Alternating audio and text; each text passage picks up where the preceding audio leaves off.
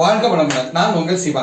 இன்னைக்கு உணவும் உலகமும் நிகழ்ச்சியில கோடை காலத்தில் உடம்பை குளிர்ச்சியாக வைத்திருக்கக்கூடிய மோர் எப்படி தயார் செய்யலாம், அதுக்கு கூட என்னென்ன பொருட்களை நாம் சேர்த்து பருகினால் உடம்பு இன்னும் ஆரோக்கியத்தை பெறும் என்பதை பார்க்கலாம் வாங்க.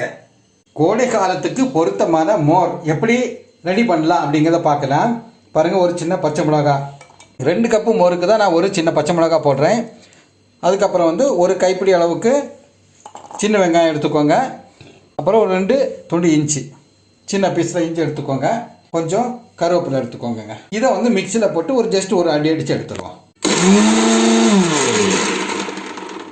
பாருங்கள், இந்த மாதிரி நம்ம அடித்து எடுத்துருக்குறோம்.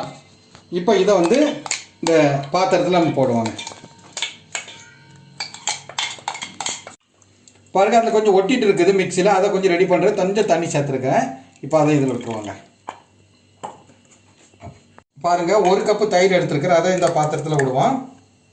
பாருங்கள், 2 கப்பு தண்ணி சேர்ப்போங்க. பாருங்கள், 1 ஸ்பூன் உப்பு போட்டிருக்கிறேன். இப்போ இதை நல்லா கலக்குவோங்க.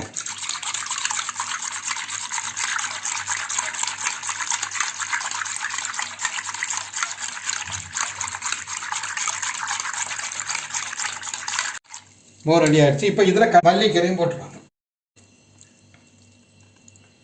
2 எலுமிச்சை இலை எடுத்துருக்கேங்க. எலுமிச்சை மரத்தில் உள்ள அந்த 2 இலை. இந்த எலுமிச்சை இலை நம்ம மோரில் போடும்போது அப்படி ஒரு அழகான ஒரு ஃப்ளேவர் வருங்க. ரொம்ப அருமையாக இருக்கும் அது. அது ஜஸ்ட்டு என்ன பண்ணணும்னா, இந்த அம்மியில் வச்சு லேசாக இப்படி தள்ளி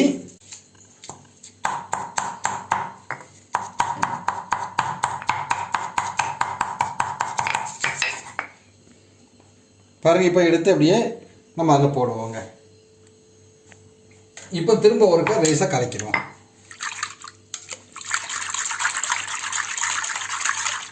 மோர் ரெடி ஆயிடுச்சு. இப்போ இதை ஒரு கப்பில் மாற்றிடுவாங்க. பாருங்கள், கோடை காலத்தில் நம்முடைய உடம்பு குளிர்ச்சியாக வச்சிருக்கக்கூடிய மோர் எப்படி தயார் செய்யலாம் அப்படிங்கிறத பார்த்தோம். எங்களுடைய சேனல் உங்களுக்கு பிடித்திருக்கும் என்று நம்புகிறேன். எங்களுடைய சேனலை சப்ஸ்கிரைப் செய்து லைக்ஸ் கொடுங்கள். நாங்கள் போடக்கூடிய ஒவ்வொரு வீடியோவும் உங்களை சேரும். நன்றி.